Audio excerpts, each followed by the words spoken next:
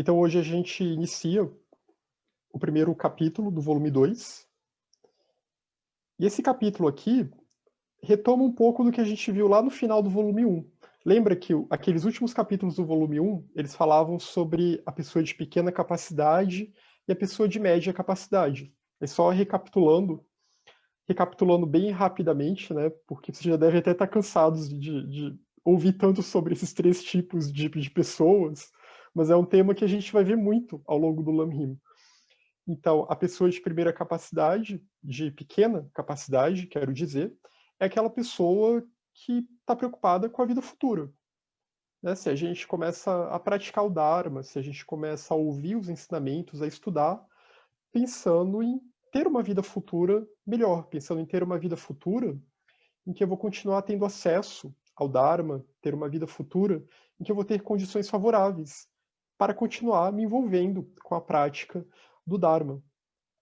E é claro que isso vai envolver toda uma série de outras condições de vida, né, que vão possibilitar, como a questão do tempo livre, a questão de nascer num país em que eu tenho acesso ao Dharma genuíno, a questão de eu ter condições materiais mínimas que, de alguma forma, me possibilitem, né, ter tempo a estudar o Dharma e tudo mais. Então aqui, esse primeiro, ele está bem preocupado com a questão do karma e vai se focar muito na prática do karma positivo, para continuar esse círculo virtuoso, digamos assim. Já o praticante de capacidade média é aquele que pensa que, mas eu tô aqui tentando, vida após vida, gerando karma positivo, e as condições da minha vida até estão melhorando, né? Eu tô tendo acesso ao Dharma, tô tendo uma vida melhor em comparação com os outros seres que estão em situação muito pior do que eu, mas eu continuo sofrendo, eu continuo preso ao samsara.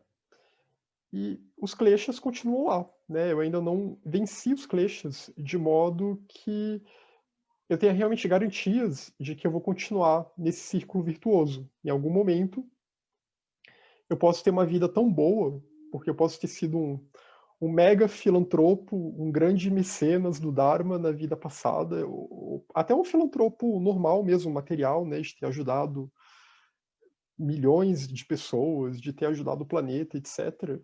E aí, na próxima vida, eu vou renascer como alguém com muitas facilidades. Só que essas facilidades vão me distrair. E aí, nessas distrações, outros aspectos da minha personalidade vão vir à tona. Outros aspectos dos padrões kármicos que eu vinha gerando em vidas passadas vão vir à tona. E eu posso acabar seduzido por muitas dessas benesses de uma vida boa e acabo me perdendo, acabo deixando o Dharma de lado, acabo não aproveitando o tempo que eu tenho. E aí eu perco uma oportunidade.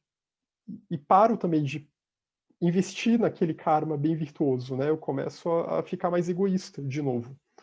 E aí, ficando mais egoísta de novo, eu vou cair de novo, né? Não é uma evolução cíclica, é um ciclo. Não é uma evolução linear, desculpe, é um ciclo. Então, eu posso dar um passo para frente numa vida e três para trás em outra vida. Então, o melhor é parar com esse ciclo. O melhor é tentar se libertar do samsara. E esse é o pensamento da pessoa de capacidade média, que pensa: eu não quero continuar nesse jogo, eu quero game over, eu quero parar com isso. Só que no Mahayana, isso não é suficiente. E a gente vai ver um pouco disso nesse capítulo. Que no Mahayana, se eu quiser realmente me tornar um Buda, e aí sim eu vou poder ajudar muito mais gente, muito mais seres, e muitos planos diferentes, né, da existência, muitos reinos diferentes, então eu tenho que gerar a bodhicitta, eu tenho que continuar voltando para auxiliar os seres. Eu tenho que gerar esse estado de altruísmo mental. Isso está ligado, inclusive, com a própria sabedoria mais profunda, que é a Jnana. Na linguagem ocidental, a gnosis, que é essa sabedoria que ela só é despertada se bodhicitta estiver junto. Senão, eu não vou conseguir chegar nesse último nível. Então, bodhicitta é essencial no caminho. E essa é a pessoa de grande capacidade, a pessoa que está disposta a fazer o voto do Bodhisattva, que está disposta a continuar retornando no mundo para auxiliar a todos os seres. Eu não trouxe aqui o trecho da carta do Mahashohan, mas se vocês derem uma olhada na carta do Mahashohan, ele fala disso. Ele fala que, eu estou parafraseando aqui, né, mas ele fala mais ou menos isso, que um dos objetivos do movimento teosófico não é estimular o nirvana egoísta do Hinayana, o nirvana egoísta dessa pessoa de média capacidade, essa pessoa que só quer fugir do samsara e os outros que se cuidem. O objetivo do movimento teosófico, da causa teosófica, é o altruísmo e continuar auxiliando a todas as pessoas. Então agora vamos entrar aqui nos slides, né? Capítulo 1, volume 2. Aí lembrando que o volume 2, o Lama Rinpoche, ele começa falando de Bodhicitta, porque Bodhicitta vai ser a base para as paramitas. Então a gente vai ver esses primeiros capítulos, vão falar bastante, vão se aprofundar na questão de Bodhicitta, como despertar Bodhicitta. E aí depois a gente vai começar a entrar no aprofundamento de cada uma das paramitas específicas. Após meditar sobre as falhas do samsara, você será tomado pelo desejo de se libertar. Né? Quais são aquelas falhas básicas do samsara? São aquelas 3 falhas básicas. Né? Dukkha é a primeira falha, que é o sofrimento. É a primeira característica, a primeira marca do samsara. E aí tem aqueles tipos diferentes de sofrimento, né? Desde o sofrimento físico, da doença, até o sofrimento associado à mudança, que é aquele sofrimento mais mental, mais psicológico. E o sofrimento existencial, cognitivo, que é o sofrimento de estar contaminado por avidya. Como a gente surge pela força de avidya, né? A manifestação nossa no samsara surge pela força de avidya, a gente tem essa tendência, esse bug no nosso sistema, que não é culpa nossa, mas é assim como as coisas surgem, infelizmente. Mas a gente pode reverter esse processo.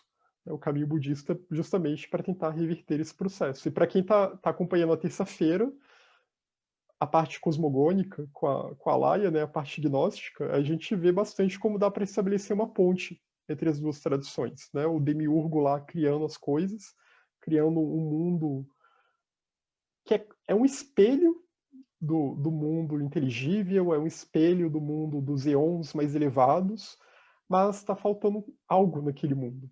Está faltando a luz de Sofia, está faltando a luz da sabedoria, o sopro de Sofia. Então é um mundo que fica imperfeito. Até porque o próprio Demiurgo ele veio de uma criação imperfeita. Né? Sofia tentou lá criar sozinha, mas tentou criar sem o seu consorte, e aí deu problemas nesse processo. Né? Ela tentou criar sem o Cristo, que é justamente essa luz que vem ao mundo para tentar nos libertar. Que na linguagem budista é a natureza Buda, que está presente em nós, que quer se libertar. Então, a gente tem que meditar sobre essas falhas do samsara. A primeira é dukkha, o sofrimento ou insatisfação. A segunda falha do samsara é a impermanência, a nitya, em sânscrito. Né, tudo está em constante mudança. Então, por mais que eu tente me apegar, seja um senso de um eu permanente, isso está muito ligado ao dukkha também, seja as coisas do mundo, né, a própria vida, tudo isso está passando, tudo isso está morrendo a todo momento. Os fenômenos, eles surgem mediante o mecanismo de encadeamento de causas e condições, e eles desaparecem. Esse desaparecer não é uma desintegração total, claro, eles renascem, mas a forma como renasce é sempre diferente. Assim como na nossa vida, né? Se a gente ficar se apegando muito ao nosso passado, a quem a gente era 10 anos atrás, ou talvez coisas boas que nos aconteceram no passado, a gente não consegue ir para frente na vida. Então, a impermanência é a segunda característica do samsara, e a terceira é anatman. O samsara não é o atman. O samsara não é o nirvana. Isso é sempre importante de esclarecer. Isso dá muitos debates na literatura budista, porque algumas interpretações vão dizer que samsara e nirvana são a mesma coisa, é só uma questão de perspectiva. Mas, como a gente vai ver em muitos textos, isso até dá para encontrar ecos na literatura teosófica, na literatura gnóstica também. O samsara é uma coisa, o nirvana é outra coisa.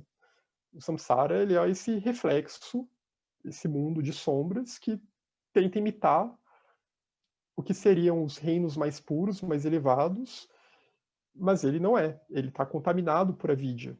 Então, o samsara é um mundo de sombras. E o nirvana é a cessação dessas sombras. O nirvana é a pura luz, é a luminosidade pura. E o nirvana, ele não tem nenhuma dessas marcas do samsara. O nirvana, ele não é dukkha. O nirvana é felicidade permanente. O nirvana, ele não é impermanente. Logo, ele é permanente. Uma vez que se alcança o nirvana, não há mais volta. O nirvana último, né, o nirvana de um Buda, não há mais volta. E o nirvana também, ele não é anatman. E aí entra na questão polêmica, porque os autores budistas não gostam muito de falar em Atma, com algumas exceções. A gente vai ver algumas exceções ao longo das várias escolas que surgem na Índia e no Tibete. Mas quando o Buda fala muito em Anatma, ele está falando da questão do mundo fenomênico, né? De que esse eu, esses fenômenos, nada disso é o Atman.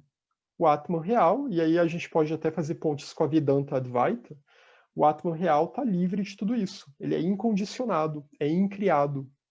É a primeira proposição fundamental da doutrina secreta. É o elemento indestrutível e imutável que é a base de toda a vida. E esse elemento ele está fora dessa roda de sofrimento. E é basicamente o caminho de buscar a iluminação é o caminho de nós tentarmos nos reconectar com esse elemento indestrutível. Os três treinamentos, Shila, Dhyana e Prajna, eles conduzem à libertação. Então, a gente medita sobre as falhas do samsara, né? E aí vai vindo aquele desejo para querer se libertar, aquela vontade de se libertar. E uma forma de buscar isso é por meio dos três treinamentos, que também a gente viu nos últimos capítulos do volume 1. Shila, que é o treinamento na harmonia. Né? Aqui são aquelas portas da voz do silêncio. E essas três paramitas sempre têm esse destaque aqui. Harmonia entre pensamento, palavra e ação, buscar a purificação, buscar uma harmonia de acordo com a nossa natureza espiritual, buscar uma harmonia de acordo com o Dharma. Dhyana é a plena atenção. Dhyana pode ser traduzido como plena atenção, reta atenção, como meditação também, porque Dhyana vai incluir tudo isso. Desde eu estar atento aos meus pensamentos, às minhas emoções que surgem, né, eu estar presente aos estados mentais que surgem na minha mente ao longo do meu dia, ao longo da minha vida, mas também buscar a tranquilização mental, buscar shamatha, buscar vibrar a mente um tom vibratório adequado, um tom vibratório que me aproxima da iluminação, um tom vibratório que me aproxima da compaixão e da sabedoria. Então, shamatha, essa tranquilização mental, não se deixar perturbar pelo movimento dos kleshas na nossa mente. Isso vai incluir também vipassana. Dhyana também inclui a meditação analítica, que aí é refletir. Refletir sobre a natureza da realidade, sobre a natureza do sofrimento, sobre a nossa própria personalidade, né? O que está causando o sofrimento dentro de nós, como que os kleshas atuam dentro de nós, e também como que os fenômenos surgem, como que os fenômenos vêm à tona da manifestação do samsara. E Prajna é a sabedoria que está muito ligado a isso, por meio de Dhyana, tendo Shila como a raiz, né? Tem que estar harmônico, senão a gente não tem o mínimo de estabilidade. Então, Shila é necessário para ter a estabilidade mental de Dhyana, e ao mesmo tempo, Dhyana, com a sua meditação analítica, leva a Prajna, que é a sabedoria que compreende a interdependência de todas as coisas, que é a sabedoria que compreende que o eu, isso que a gente chama de eu, ele é um construto. Ele é algo que a gente imputa, ele é algo que a gente atribui. Ele é uma atribuição, uma designação verbal, uma designação linguística, uma designação simbólica, mas ele não existe. Em termos últimos. Ele é só uma projeção. Então, Mas ainda assim o caminho está incompleto. Para a pessoa de grande capacidade, eu posso me envolver com tudo isso, eu posso buscar a libertação do samsara, mas o caminho ainda não está completo se eu não me comprometo a auxiliar os outros seres. Por que se focar somente na própria felicidade, deixando de lado a senda do altruísmo? A gente vê isso muito também na Voz do Silêncio, né? Esse alerta para não deixar a senda do coração de lado. E a senda do coração é isso. O caminho do coração é essa senda que busca o despertar do altruísmo. E altruísmo a gente pode traduzir de volta para o sânscrito como bodhicitta. Então, desenvolva alegria para auxiliar os outros seres. Então, ao mesmo tempo que tem que meditar sobre as falhas do samsara, que tem que meditar sobre como o samsara é ruim, é cansativo, como a vida é difícil no samsara, a gente também tem que ter alegria no Mahayana.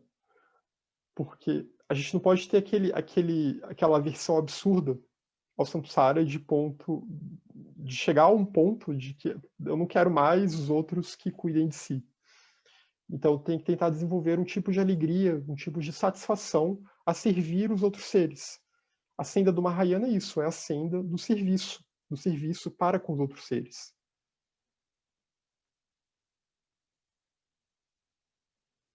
O foco da pessoa de grande capacidade é a felicidade e o benefício dos outros seres. Esse é o foco. Então a gente pode até pensar, fazendo aqui uma ponte com a carta do Mahashohan que eu tinha citado, qual seria o objetivo, então, do movimento teosófico? Qual que seria a meta? Né? O que um teósofo deve se tornar? Assim como um Mahayana, um budista Mahayana deve se tornar. Essa pessoa de grande capacidade, essa pessoa que busca a felicidade e o benefício dos outros seres. O sol brilha com seus raios como uma carruagem que viaja pelo céu. Então, o sol está lá viajando, né? E com seus raios ele alimenta o mundo. A vida não é possível sem o sol. A fertilidade da terra, tudo mais, nada disso seria possível se a gente não tivesse o sol brilhando e alimentando o mundo com a sua luz. E ele faz isso naturalmente. O solo, o chão, carrega o mundo sem se preocupar com o peso. Então, da mesma forma, o solo da terra, ele nos carrega e não se preocupa com o peso, é indiferente, é natural. Tal é a natureza das pessoas de grande capacidade, livres de propósitos egoístas. Então essa é a meta. A meta, e ser um bodhisattva é isso. Ser um mahatma é isso. É ser como um sol que brilha com seus raios e que não fica pensando, será que essa pessoa vai gostar desse raio que eu estou brilhando para ela? Será que essa pessoa vai me elogiar por isso? Ou ao mesmo tempo, será que essas pessoas vão me agradecer por eu estar carregando elas nos meus ombros, né? Por eu estar carregando a linhagem? A gente pode pensar como os bodhisattvas, a sangue espiritual, como aquele solo que carrega a linhagem dos ensinamentos, né? Que carrega o Dharma, espalha o Dharma no mundo. Não, não há esse tipo de preocupação. Em sua carta a um discípulo, Chandra Gomin diz: Chandra Gomin foi um indiano do século VII, se eu não me engano, né? Posso estar errando aqui o século, talvez 6 ou 7, por aí. Também um budista um personagem bem interessante, muito citado no Lanhin Chemo. E ele tem esse livro, que é um livro que até dá para achar em inglês, para quem quiser buscar, né? E o título em inglês é esse mesmo, Letter to a Disciple, do Chandra Gomin. Aquele que vê os seres perturbados pelas brumas da ignorância que encobrem o mundo e os arremessam nas chamas do sofrimento. Então, a pessoa está vendo aqueles seres, né, que estão perturbados por essas névoas da ignorância. Os textos budistas, eles gostam muito de usar essa metáfora de que a mente contaminada pelos kleshas, ela é como ela é como um céu que está encoberto, é um céu que está nublado, ou por névoa, ou por nuvens. Né? E aí a gente não consegue ver a luz do sol, não consegue ver a luminosidade daquele céu. Então os seres estão perturbados por isso, por essas brumas, névoas da ignorância, que encobrem o mundo. Né? Essas névoas, o poder de Avidya encobre o mundo. O poder dos kleshas permeia todos os reinos do samsara. Isso arremessa os seres nas chamas do sofrimento. A pessoa que vê isso imediatamente se esforça para auxiliar os seres, como se a sua própria cabeça estivesse queimando, mesmo que ela nem esteja passando por aquele sofrimento, mas ela está observando todo aquele sofrimento. E ela sente que é como se ela própria estivesse sofrendo. Essa pessoa, que então vai se esforçar para auxiliar os seres, é chamada de um grande ser. Na terminologia budista, a gente chama isso de um Mahasattva. Essa palavra sattva, ela é muito usada na terminologia budista para se referir a seres em geral. Né? Os seres sencientes são sattvas. Os seres mais elevados, que estão buscando o despertar, são os bodhisattvas. E aqueles bodhisattvas mais elevados que chegaram ao estado que a gente chama de Mahatma, na literatura teosófica, na Sankhya e outras literaturas indianas, na literatura budista é chamado de Mahasattva. E também essa pessoa, esse ser, esse homem ou essa mulher, será chamado de adepto. Adepto é uma tradução para o sânscrito siddha. E siddha realmente quer dizer isso, que significa aquele que despertou, aquele que despertou siddhis, não com o objetivo, claro, de simplesmente despertar siddhis, mas aquele que se aprofundou no caminho, que se aprofundou no Vajrayana, que se aprofundou no caminho dos mistérios e alcançou um estado mais elevado. É claro que esse termo siddha, ele hoje em dia ele é meio avacalhado, que nem quando a gente viu sobre a escola Gelugpa, né, que hoje em dia qualquer um é Rinpoche, qualquer um é Lama, eles não respeitam mais aquela questão do currículo. Então, Siddha também hoje em dia, você vai ver muita gente aí sendo chamada de Mahasiddha, que não é Mahasiddha. Né? E na história do budismo, então, tem até alguns personagens que são tudo menos Mahasiddha, mas são chamados de Mahasiddha. Mas Siddha seria isso, seria adepto. Então, penso eu que até provavelmente foi daí que a literatura teosófica veio também com o termo adepto. A gente vê também no esoterismo ocidental o termo adepto sendo usado, né? Mas não é exatamente nesse mesmo sentido que a gente vê aqui, e que está muito mais próximo do sentido teosófico, né? Que adepto é aquele que já é um Mahatma. Portanto, o Mahayana é a grande senda percorrida por todos os sábios.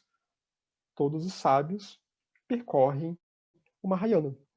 O Mahayana, o grande veículo, o veículo universal, o veículo da compaixão. O Mahayana nutre os seres que o veem, que o ouvem, que lembram dele e que entram em contato com ele. Então, quem se volta para o Mahayana sempre será nutrido pelo Mahayana. Por isso a importância de ter essa contínua lembrança no Mahayana, essa contínua lembrança em toda essa linhagem de seres que despertaram a compaixão e que auxiliam a todos os seres, e que nós também podemos nos tornar esses seres, que nós também podemos nos tornar seres compassivos, adeptos, mahasattvas, mahatmas, bodhisattvas. O Mahayana leva a percepção da realidade. Ele vai levar a Jnana. Na literatura budista, a gente vai ver diferentes níveis de Jnana, conforme a pessoa vai ascendendo nesse caminho, nos diferentes, o que a gente chamaria de solos, mas seriam as diferentes iniciações de um bodhisattva, diferentes níveis de Jnana são alcançados. O Buda é o que alcançou a Jnana última, que é chamado de Buda Jnana ou Tathata Jnana. A gnosis última, a percepção última da realidade, que é a onisciência. Então, o Mahayana ele leva a esse caminho. E o Hinayana não, o Theravada não. Eu não coloquei aqui o trecho que o Tsongkhapa fala sobre isso, porque a gente até já viu bastante sobre isso, né? Mas esse capítulo o Tsongkhapa fala com todas as letras, que quem está seguindo só o Hinayana, o praticante de média capacidade, ele não vai se tornar um Buda. Enquanto a pessoa não tiver bodhicitta, ela não vai conseguir chegar nesse nível último de Dhyana. De Dhyana, a onisciência, eu escrevi errado aqui, omnisciência, ficou uma coisa entre o inglês e entre o português. De Dhyana, a onisciência do grande sábio, o Mahamuni, né, um dos títulos de Siddhartha, do Buda, é Muni, o sábio, ele é o Mahamuni, tem até o mantra, Om Muni Muni Mahamuni, o grande sábio, Shakyamuni, o sábio dos Shakyas, do clã dos Sakyas, Svaha. Então, a onisciência do Buda, de um Buda, ela surge a partir de Dhyana. E ele é como o olho do mundo. A sua luminosidade é semelhante aos raios do sol. Então, esse grande sábio, ele se torna um olho do mundo. E ele tem uma luminosidade que, de novo, nos leva para aquela metáfora do sol. O sol está só emitindo seus raios, sem se preocupar se eles estão reclamando ou estão gostando do raio do sol, da luz do sol. Ele está lá emitindo os seus raios para que a vida continue a prosperar.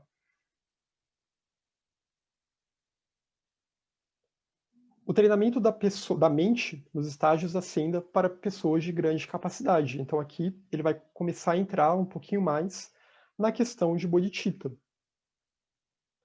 Bodhicitta é a única entrada para o Mahayana.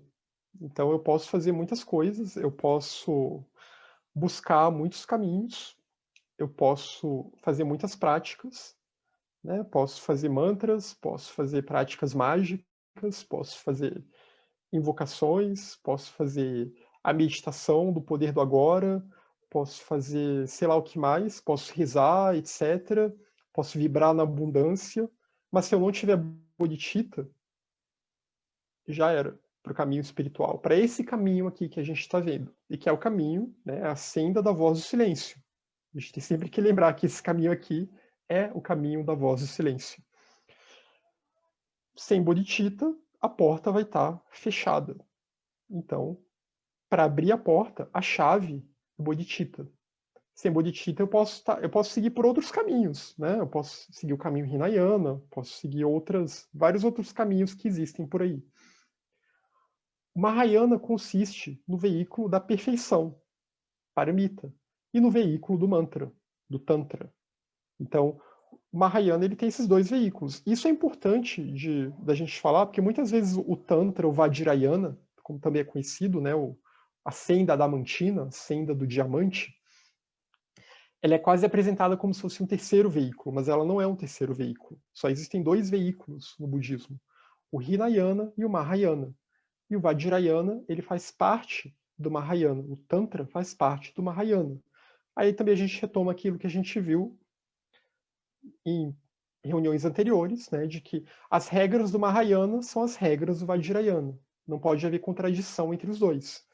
Se tem gente aí no Vajrayana, em práticas tântricas, dizendo que as regras do Mahayana não valem mais, que a pessoa tomou um voto tântrico, desconfiem, porque essa pessoa ela tá seguindo um outro caminho. Ela não está seguindo o Mahayana e ela está distorcendo, então, o que é o Vajrayana de verdade. Então, o Mahayana ele consiste nesse veículo da perfeição, que são as paramitas, são as 6 paramitas, que são a base para o Vajrayana. Se a pessoa não tiver com as 6 paramitas bem desenvolvidas, ela não pode se aprofundar no Vajrayana. Mesmo sem dominar todos os meandros de todos os ensinamentos, uma vez que bodhicitta é gerada, a pessoa está no Mahayana. Então, mesmo que a pessoa não domine ainda todos os pormenores filosóficos, isso não é o mais importante. E isso é sempre importante a gente frisar. Principalmente nós que estamos no meio teosófico, mas pessoas que estão no meio budista também esquecem disso. Porque a pessoa começa a se perder naquelas discussões mais filosóficas, naquelas discussões sobre a natureza do vazio, ou começam a se perder muito também sobre... No caso do movimento teosófico, né, começam a se perder naqueles meandros, detalhezinhos que vão aparecer na doutrina secreta, ou sobre a questão dos 7 princípios, etc. Só que a pessoa não está tentando gerar bodhicitta. Então ela não está tendo nenhuma prática que vai realmente levar ela muito adiante no caminho. Bodhicitta é o principal. Todo o resto é um acessório para que a gente consiga aperfeiçoar a nossa bodhicitta.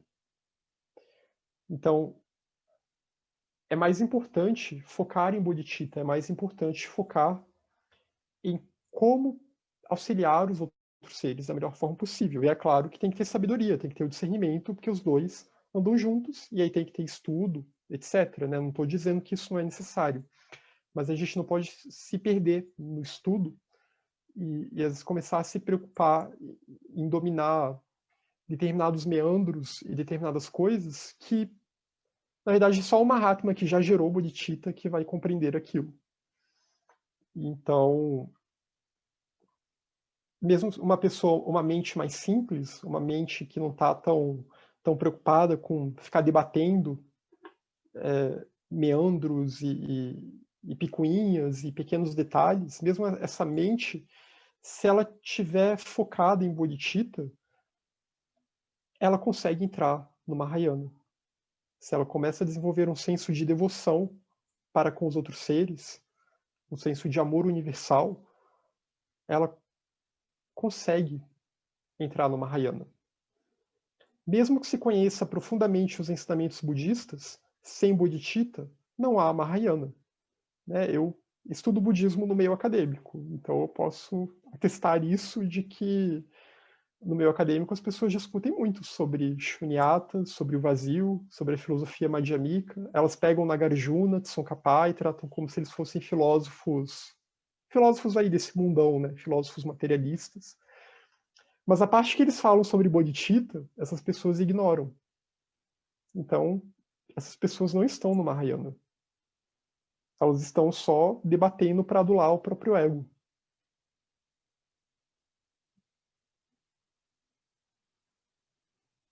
E essa parte que eu estou falando mal dos meus colegas, né, não vai para o YouTube, obviamente.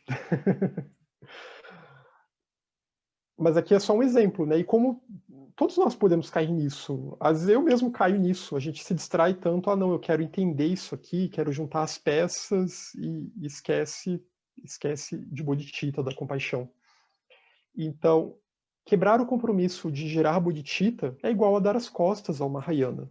Aqui é aquela pessoa que se comprometeu, né? Aquela pessoa que tomou refúgio, que tomou o voto de gerar bodhicitta, e por algum motivo ela resolve dar as costas. Só que se ela dá as costas a isso, ela está dando as costas ao Mahayana também. No momento em que bodhicitta é gerada, a pessoa se torna um filho ou filha dos Budas. Aqui é um trecho do Shantideva. Esse capítulo aqui tem muitas citações do Shantideva, do Guia do Estilo de Vida do Bodhisattva, porque é um texto que tem como um dos seus temas principais bodhicitta. Então, uma vez que a pessoa alcança a bodhicitta, porque bodhicitta tem dois níveis. Tem o nível do compromisso, né, aquela bodhicitta de compromisso, de eu me comprometer a gerar, e tem a bodhicitta que é de fato gerada. E é uma vez que essa bodhicitta é gerada, e isso está muito ligado à sabedoria também, uma vez que se alcança prajna e se alcança bodhicitta, um vai levar ao outro. Os dois estão intimamente interligados. Se eu tiver essa motivação, esse compromisso inicial, esse compromisso compassivo inicial. Então, no momento em que bodhicitta é gerado, a pessoa se torna um bodhisattva real, um bodhisattva de fato. Isso aqui é o que a gente poderia pensar em termos teosóficos, penso eu, é a quinta iniciação. É quando a pessoa, de fato, chegou àquele estado de um adepto, como a gente viu em slides anteriores aqui. Se tornou um adepto, se tornou um Mahasattva ou um Mahatma. Se você deseja obter a iluminação insuperável, a sua raiz é bodhicitta, firme como o Monte Meru. Aqui já é um trecho da grinalda preciosa do Nagarjuna. Então, se a pessoa deseja chegar à iluminação insuperável, aqui é a iluminação de um Buda. É o Nirvana último. É o Maha-Nirvana. Então, a raiz de tudo isso é bodhicitta. Sem bodhicitta, a pessoa não chega a esse estado. No Tantra, sobre a iniciação de Vajrapani, aí por isso que eu coloquei a imagem de Vajrapani aqui, né, essa deidade irada, que representa a ira contra os kleshas, a ira contra a vidya, é dito, né, é um diálogo entre Manjushri e Vajrapani. Ó Manjushri, esta mandala de sabedoria é apenas para aqueles que alcançaram o Bodhicitta e que vivem de acordo com a ética de um Bodhisattva, a porta para um Tantra, para o Tantra. Então, reforçando aqui que sem Bodhicitta e sem a ética de um Bodhisattva, sem o estilo de vida de um Bodhisattva, a porta para o Tantra está fechada. Então, porém, quem não alcançou o Bodhicitta, nem vive como um Bodhisattva, não deve ver, muito menos entrar nesta mandala. Não ensine-os os mudras e mantras. Então aqui ele está recomendando o contrário do que a gente vê bastante por aí, né, de sair ensinando essas práticas para pessoas que ainda não alcançaram o Bodhicitta. São textos que eram altamente resguardados. Não todos os tantras, né? Há tantras mais básicos que são ok, que todo mundo pratica, fazem parte da prática normal mahayana. Mas os tantras mais elevados aqui. Porque é uma egrégora sagrada. Quando a gente vê essa ideia de mandala no budismo, a gente pode pensar em termos ocidentais, em termos de egrégora também. É uma egrégora sagrada, e não é qualquer um que poderia entrar nesse tipo de egrégora. Até para não macular essa egrégora, não macular essa energia.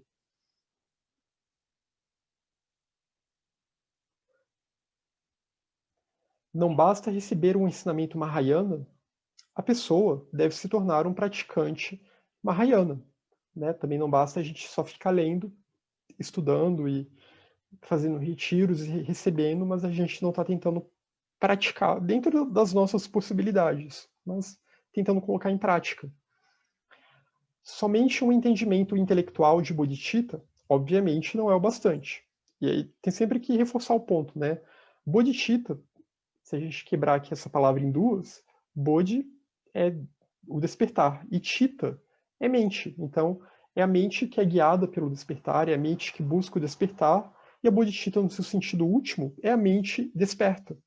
Então, só eu entender isso intelectualmente o que é, não é o bastante. Eu tenho que chegar nesse estado de mente desperta. E essa mente desperta aqui é a mente altruísta. E também tem sempre que fazer aquele adendo, né? Que não é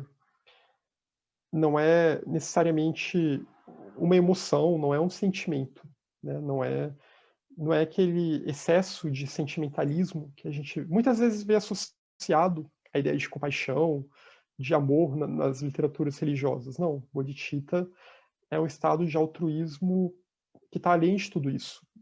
Porque a emoção ela é instável, né? Ora eu posso estar emotivo e querendo fazer o bem para as outras pessoas, mas se eu estou guiado pelas minhas emoções, basta alguém me maltratar, que aí a emoção vai se transformar, essa emoção boa vai se transformar numa emoção ruim.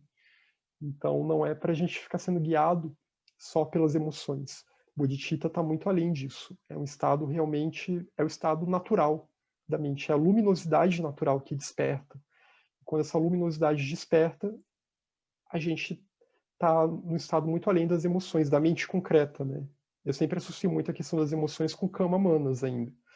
Isso aqui está além de Kama Manas, é Buddhi Manas. É a mente iluminada por Buddhi, por essa intuição espiritual que compreende a interdependência de todas as coisas, que compreende a unidade de todas as coisas também. O Gandhavyuha Sutra ensina, esse é um sutra bem interessante, Bodhicitta é como a semente de todas as qualidades de um Buda. Né? Então aqui só reforçando, Bodhicitta é aquela semente que é plantada, o compromisso de gerar Bodhicitta, e depois né, um Bodhisattva gera Bodhicitta, e um Buda vai ter uma Bodhicitta, que é uma Bodhicitta última. Então, Maitreya, no Uttara Tantra, ensina. Né? E tem até um vídeo que eu fiz, A Natureza Buda Indestrutível. Foi uma reunião que a gente teve lá em abril, maio, acho que faz bastante tempo, que eu usei trechos do Uttara Tantra também, que é um texto que a Blavatsky cita, né? Que possivelmente ela teve acesso a talvez uma versão até expandida do Uttara Tantra, quando ela escreveu o proêmio da doutrina secreta. É um dos tratados de Maitreya, da escola Yogacara. Então, Maitreya no Taratantra ensina, a aspiração ao Bodhicitta é a semente, a sabedoria é a mãe da geração das qualidades de um Buda. Então, eu aspiro ao Bodhicitta, essa Bodhicitta de compromisso, né? Me comprometo a tentar gerar, almejo gerar o Bodhicitta, essa é a semente que eu estou plantando. E a sabedoria que eu vou alcançar é a mãe da geração das qualidades de um Buda. Sofia é uma mãe na literatura gnóstica, né? Ela é feminina, a sabedoria ela é sempre feminina, tanto no gnosticismo quanto no budismo. Nos gregos, Atena também, apesar de que Atena não é exatamente uma mãe, né? Ela é virgem, ela é sempre solteira, mais nesse sentido. Então, mas Bodhicitta é isso. Bodhicitta é um pai, essa semente do pai, e Prajna, a sabedoria, é a mãe.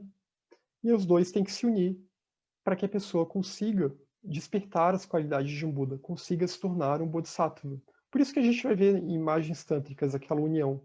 Geralmente vai ter uma deidade masculina, que vai representar a compaixão, que representa a Bodhicitta, e tem uma deidade feminina que representa a sabedoria, que representa a Prajna, a sabedoria que compreende a interdependência das coisas, que compreende o vazio de tudo. Então a gente sempre vê essa. E aí vai ter até as classes de Tantra. Vão ter os chamados Tantras Pai, que são voltados para a compaixão, são práticas voltadas para a Bodhicitta, e vai ter os chamados Tantra Mãe, que são voltados para a sabedoria. E tem o Tantra não dual, que é o Kala Chakra, que reúne todos eles num só. Então, Bodhicitta é como a semente do pai, e a sabedoria Prajna, que compreende o vazio, é a mãe. E no caminho do Mahayana, a gente tem que tentar unir os dois. Tem que unir o pai com a mãe. Porque sem unir os dois, não vai conseguir, não vai ter como dar luz a um Bodhisattva. Eu nunca sei se é dar a luz a alguém ou dar luz a alguém. Mas enfim, vocês entenderam. Não vai conseguir ter o nascimento de um Bodhisattva e depois de um Buda. Então, essa união de algo que está dentro de nós. Né? Nós tentarmos unir esses dois polos dentro de nós. A perfeição da sabedoria, Prajna, é a mãe dos discípulos do Mahayana e do Hinayana. Porém, falta Bodhicitta aos segundos. Então, os que estão seguindo o Hinayana, eles têm um grau de Prajna. Né? Eles vão alcançar um determinado grau de sabedoria. Não é a sabedoria última de um Buda, porque justamente eles não conseguiram fazer essa união. Né? Gerar o filho a partir da união com Bodhicitta. Que aí o filho vai ser a união perfeita dos dois, da sabedoria e da compaixão. Mas eles têm um grau de sabedoria, porque eles também entendem as falhas do samsara, e eles entendem que o samsara não é o Atman, eles entendem que o eu não é o Atman, consegue alcançar um determinado nível de libertação, né? Que aí, como a gente vê na literatura budista e também na literatura, tanto na literatura mahayana quanto na literatura teosófica, no próximo kalpa essa pessoa vai ter que voltar.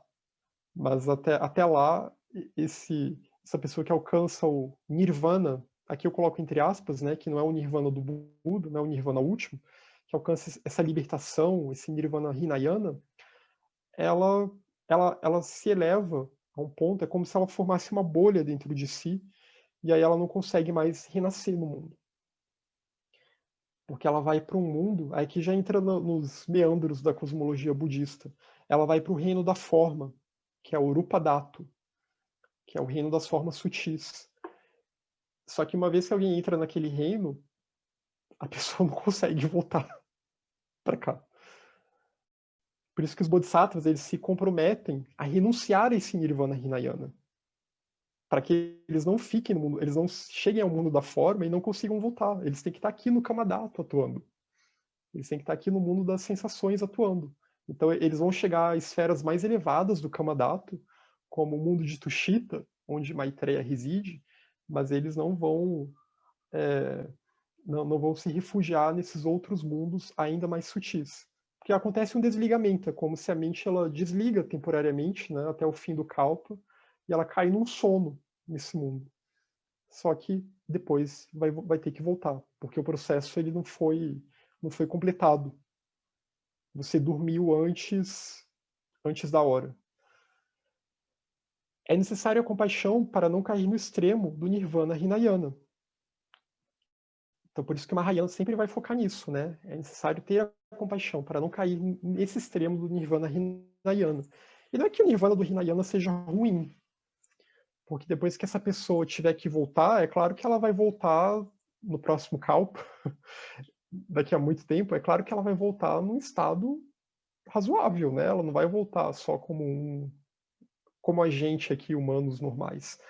Só que o problema é que se todo mundo começar a buscar o Nirvana Hinayana, o que vai acontecer com toda a multidão de seres que estão sofrendo o samsara? Quem que vai ensinar esses seres? Quem que vai ajudar esses seres? O que vai acontecer com a linhagem? O que vai acontecer com todo o mapa completo do caminho que o Mahayana oferece?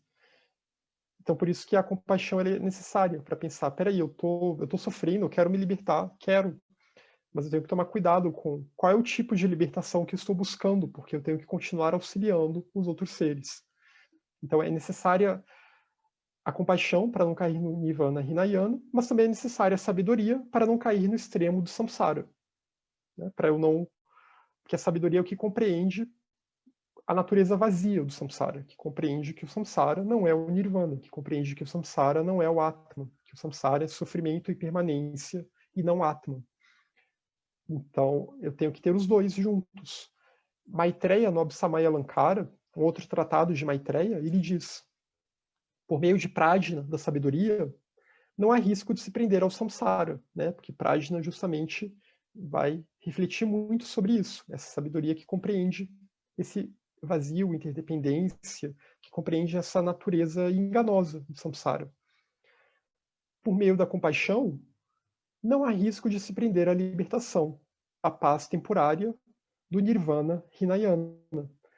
Então, ao mesmo tempo, eu tenho que ter a sabedoria para superar o poder de avidya, mas eu também tenho que ter a compaixão para não deixar que essa superação de avidya, e aí tem muita discussão até que ponto, a gente vai ver, tem muitos debates nos textos budistas, né, até que ponto um Arhat Hinayana realmente supera a avidya totalmente ou não. Mas isso não vem ao caso agora. Mas até que ponto, então, vale a pena eu buscar essa paz e não ter a compaixão para auxiliar os outros seres e chegar ao estado de um Buda. Isso, a própria literatura Theravada ela é bem clara sobre isso, né? A literatura Theravada, o budismo Theravada, os textos tradicionais do Theravada, eles não prometem a ninguém que a pessoa vai chegar ao estado de Buda. Eles prometem à pessoa que ela vai se tornar um arhat, que seria uma tradução de um sábio, né? O termo arhat ele foi corrompido, que arhat inicialmente também era um sinônimo de bodhisattva, de mahatma, etc. Mas ele virou esse sinônimo de quarta iniciação, né, se a gente fizer um paralelo com a literatura teosófica. Mas é a quarta iniciação, assim, é fazendo um paralelo, porque na verdade é uma senda paralela, não é o mesmo caminho, não é a mesma senda. O Hinayana é um caminho, o Mahayana é outro. Eles começam de pontos diferentes. Desde o início, no Mahayana, a pessoa já faz o voto do Bodhisattva. O Hinayana, desde o início, já é o voto de eu quero cair fora daqui o quanto antes.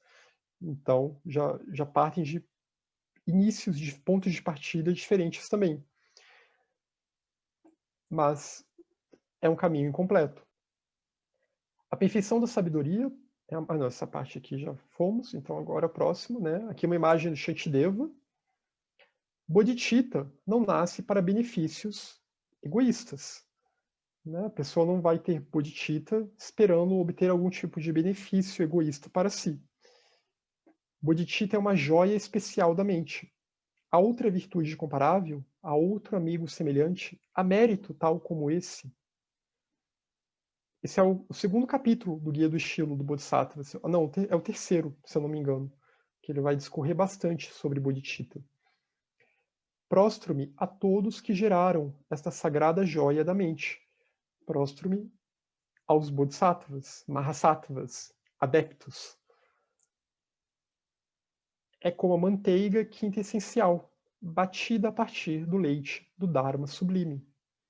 Então, você tem acesso ao Dharma, o Dharma ele é como leite, né? Ele é como aquele leite que te alimenta. Você vai batendo e vai criando essa manteiga quinta essencial, a partir dele, que é bodhicitta. Você está refinando esse produto.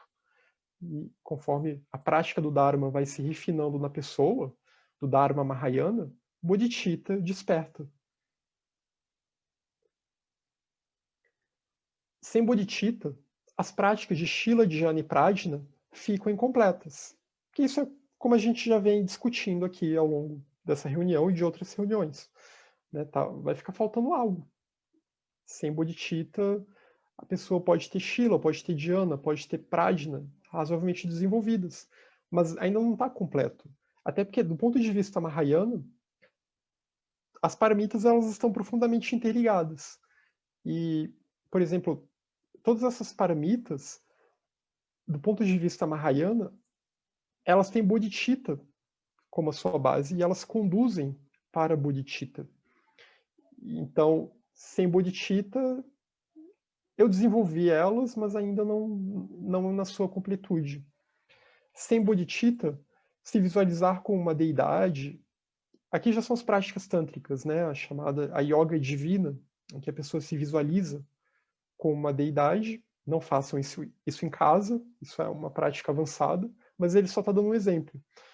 Sem bodhicitta, se a pessoa se visualiza a si própria como uma deidade, se ela começa a meditar sobre os canais, as gotas e os ventos, os canais, as gotas e os ventos, isso tem a ver também com o nosso chamado corpo sutil da linguagem budista, né? A gente tem uma série de canais. Como na medicina chinesa, na acupuntura, tem os diversos meridianos. E aí tem os chakras, que estão ligados a esses meridianos, e tem gotas que passam. Tem gotas, vai ter uma gota vermelha, uma gota branca, e essas gotas têm que se unir no coração. Que essa é a união da compaixão com a sabedoria, é a união dessas duas gotas.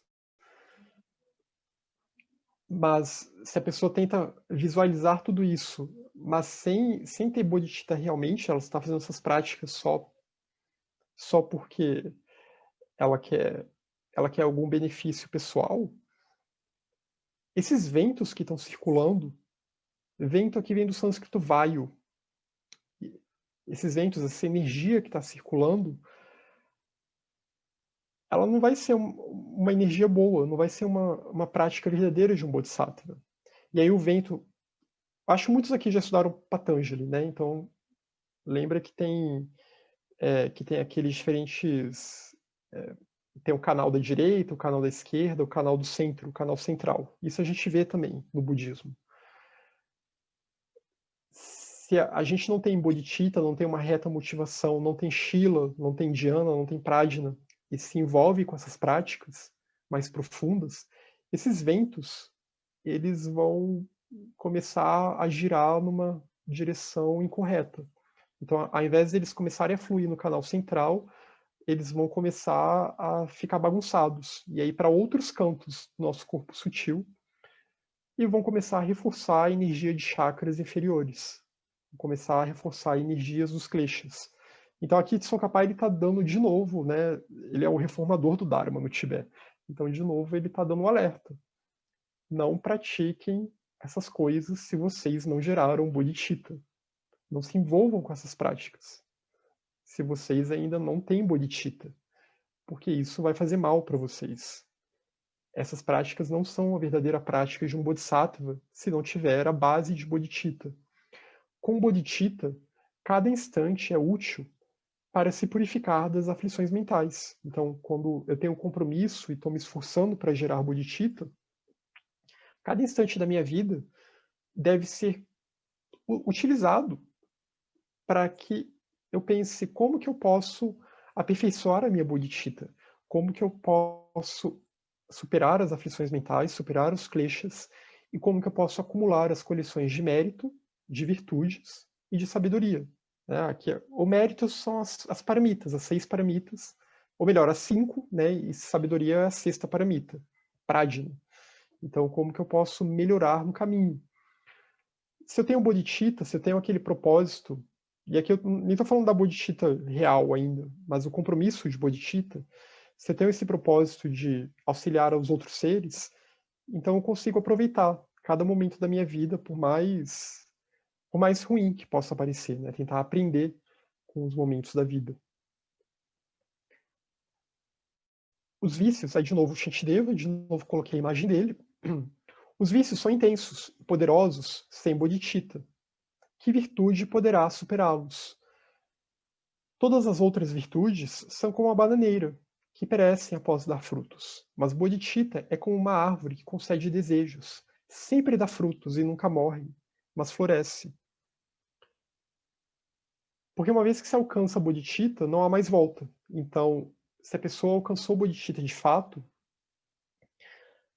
significa que ela já venceu grande parte dos vícios. E significa que ela tem uma reta motivação. Se ela ainda não tiver alcançado, ela tem essa reta motivação que vai impulsioná-la no caminho e superando cada um dos vícios. As outras virtudes, se eu não tiver uma bodhicitta um senso de bodhicitta muito bem assentado na minha mente, um compromisso muito bem assentado, ora eu posso praticar, mas aí depois a compaixão, por exemplo, eu posso ter um pouco de compaixão, mas sem bodhicitta essa compaixão ela vai cessar em determinado momento.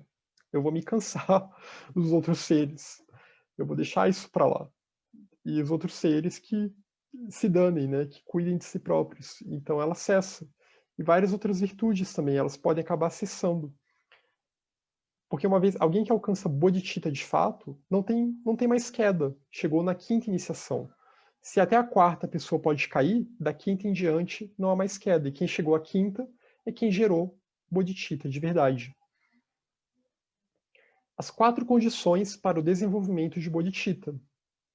Ouvindo o Dharma de fontes idôneas ou observando os Budas e Bodhisattvas e suas ações.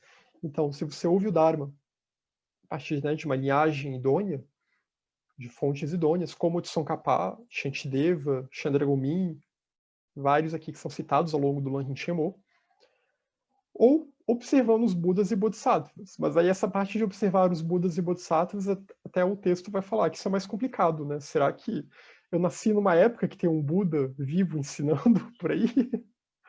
Claro que eu posso estudar as biografias, né? As biografias míticas mesmo. Que essas biografias míticas, elas sempre vão ter uma lição para nós, dos vários Budas e Bodhisattvas. Vamos falar das ações, etc. Tudo isso ajuda. Outra condição favorável, estudar as escrituras do Mahayana. Então eu estou ouvindo e eu estou estudando essas escrituras. Estou me dedicando ao estudo, que é uma forma de tentar convencer a mente também, né?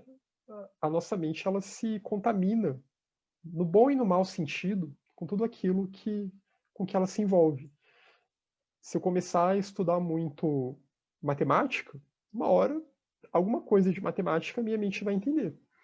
Se eu começar a estudar muito o Dharma, uma hora alguma coisa do Dharma ela vai entender. E possivelmente ela vai começar a se convencer por muito daquilo que ela está estudando. Vai começar a se colorir com muito daquilo. Comprometendo-se, o terceiro ponto, comprometendo-se a despertar bodhicitta a fim de servir a todos os seres. Então, ter o compromisso, aquela bodhicitta de compromisso, bodhicitta aspirativa, aspiracional, tem várias traduções, que é o primeiro passo, se comprometer a despertar bodhicitta e a servir a todos os seres, consequentemente.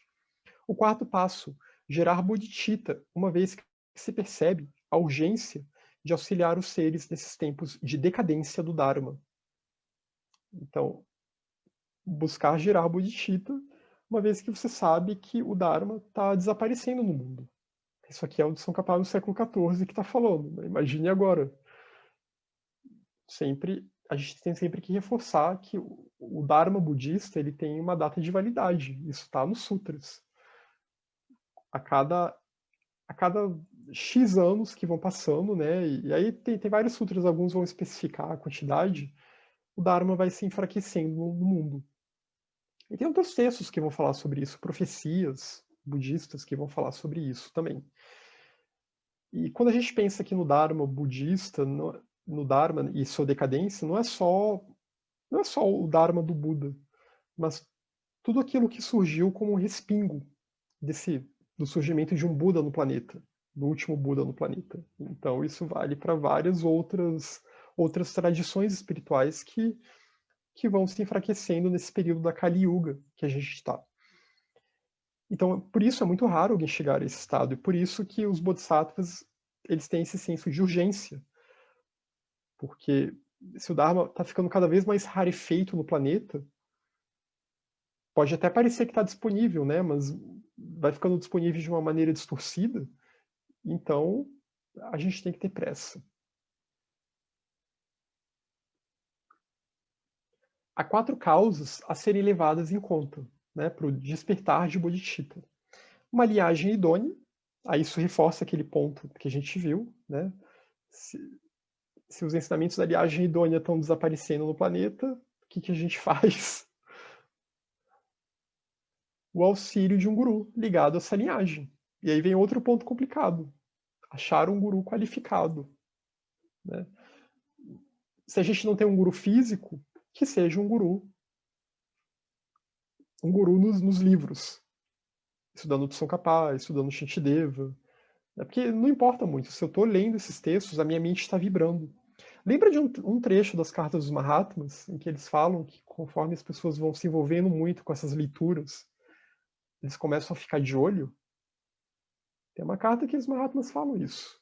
Então, se a gente está lendo bastante, voltando a nossa mente bastante para isso, eles começam a ficar de olho. Porque a maior parte da humanidade não está se voltando para isso. Eles começam a ver, vamos ver, será que essa pessoa vai dar continuidade a isso? Será que ela vai tentar caminhar, trilhar essa senda? Compaixão para com todos os seres, né? Desenvolver a compaixão, se compadecer com o sofrimento dos seres e tentar auxiliar os seres à medida do possível. Não se desmotivar com as dificuldades do samsara, e essa é uma das partes que eu acho que é a mais difícil para qualquer pessoa.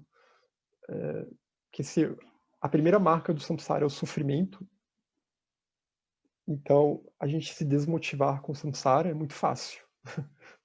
Ainda mais o caminho espiritual, né? Se a gente medita, estuda, e mesmo assim a vida continua sendo sofrida e dolorosa, seja fisicamente, mentalmente, as condições do mundo ao redor continuam complicadas, é muito fácil a pessoa se desmotivar, é muito fácil cair na melancolia, é muito fácil o klesha da dúvida surgir, ou da dúvida ou da raiva, né? A tristeza, a raiva, medo, ressentimento, tudo isso eles estão bastante interligados entre si, porque todos eles partem do klesha da aversão. Né? E o klesha da aversão está ligado ao klesha do apego. Então é toda essa roda que vai nos levar para a vidya de novo. Tem um eu lá que está se desmotivando, tem um eu lá que tá com raiva, tem um eu lá que está sofrendo. Então, tentar não se desmotivar. Aí tem que aplicar os antídotos, tem que seguir em frente, tem que aceitar que o samsara é sofrimento mesmo. E aceitar o sofrimento e seguir em frente, porque é seguindo em frente que esse sofrimento pode ter um fim. E as 4 forças. Ter a força da autoconfiança. Isso é muito importante, ter autoconfiança em si próprio, até para não se desmotivar. Né? Um antídoto para essa desmotivação, essa melancolia. É confiar que você consegue chegar lá. Confiar que vale a pena seguir esse caminho. E aqui também o Tsongkhapa vai falar que não basta ficar só confiando em guru, confiando em outras pessoas. Não, você tem que confiar em si próprio. O eu ele é vazio de existência inerente, mas ele tem que ser usado positivamente. De uma forma positiva, confiar na sua própria capacidade de avançar no caminho. A força dos gurus da linhagem. Né? Pensar que esses gurus eles têm uma força. Pensar que esses gurus eles têm poder.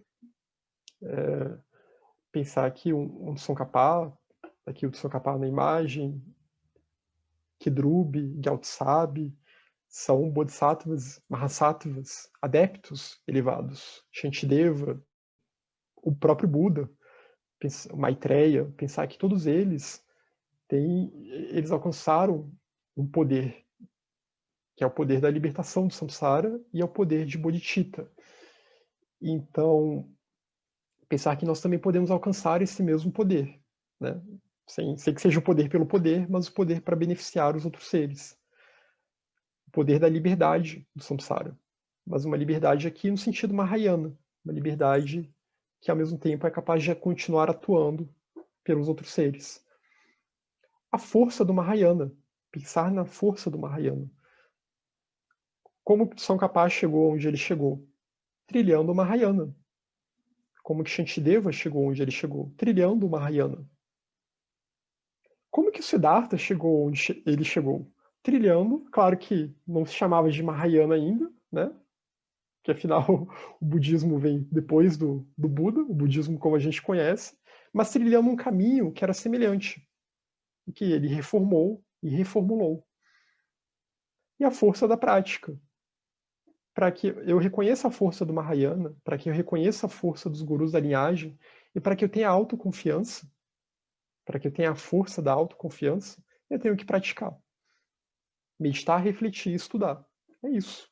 E tentar desenvolver as paramitas, tentar desenvolver as virtudes, para que eu chegue cada vez mais próximo do despertar de Bodhicitta.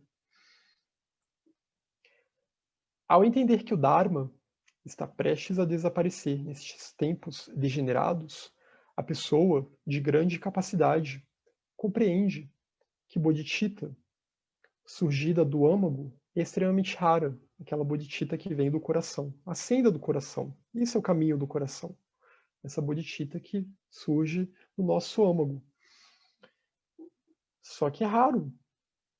O Dharma está sumindo. Pode parecer engraçado que eu estou falando aqui de alguém que disse isso no século XIV, né? Mas é porque eles não olham com a visão de um século, eles olham para frente, para muitos séculos. Estava sumindo naquela época, continua sumindo nessa mesma época. Kali Yuga é longa. Então, pensar nisso e valorizar isso, já que é extremamente raro, se a gente tem acesso a esse ensinamento, vamos valorizar isso. Estude, reflita, pratique os ensinamentos das escrituras Mahayana e plante a semente de Bodhicitta. A prática não deve ser uma obrigação imposta pelos outros, nem se deve seguir os outros sem discernimento, nem apenas por força do hábito ou do costume. Né? Não pode ser só uma questão cultural.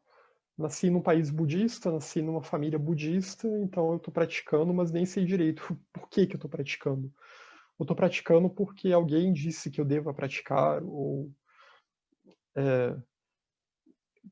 porque se tornou um hábito na minha vida, mas talvez eu nem esteja mais conectado com isso. Então a gente tem que ter também essa sinceridade radical no caminho, saber que isso vem do nosso âmago, saber que isso é uma vontade nossa. Bodhicitta deve surgir de seu mérito próprio, de sua própria força e convicção. Aqui é o mérito próprio da pessoa que pratica, que é o único jeito, né? Não tem como o Tsongkhapa aparecer na nossa frente, tocar na nossa testa e de repente Bodhicitta vai surgir. Não, só vai surgir do nosso esforço próprio e da nossa própria convicção e da nossa própria força, né? E a gente pode pensar de novo nessas 4 forças aqui: a autoconfiança, conhecer os gurus da linhagem, a sua força, a força dos seus ensinamentos, a força do Mahayana como caminho que leva para isso, e a força da prática, como que a prática do Mahayana nos conduz a isso. E assim deve ser com todas as ações dos Bodhisattvas. Então aqui ninguém é obrigado a nada, na verdade. Isso é um ponto muito comum na literatura budista. Reflita, medite, pense por si próprio, estude. E aí, se surgir a convicção dentro de você, aí você coloca isso em prática. Aí você tenta despertar isso dentro de si próprio. Se não, não pratica. Né? Não tem por que se sentir obrigado a essa prática. Até porque a humanidade está seguindo aí o seu rumo. Né? A humanidade está seguindo o seu fluxo. A gente vai ter muitas mudanças ao longo das diferentes eras da humanidade, das diferentes yugas. E, sei lá, às vezes a pessoa quer só seguir o fluxo, não quer adotar esse caminho mais meticuloso e mais acelerado também. Então, terminamos o primeiro capítulo, né, que foi agora sobre a pessoa de grande capacidade, a pessoa que se envolve de fato com Mahayana por convicção, por sinceridade, porque ela quer despertar o Bodhicitta dentro do seu âmago.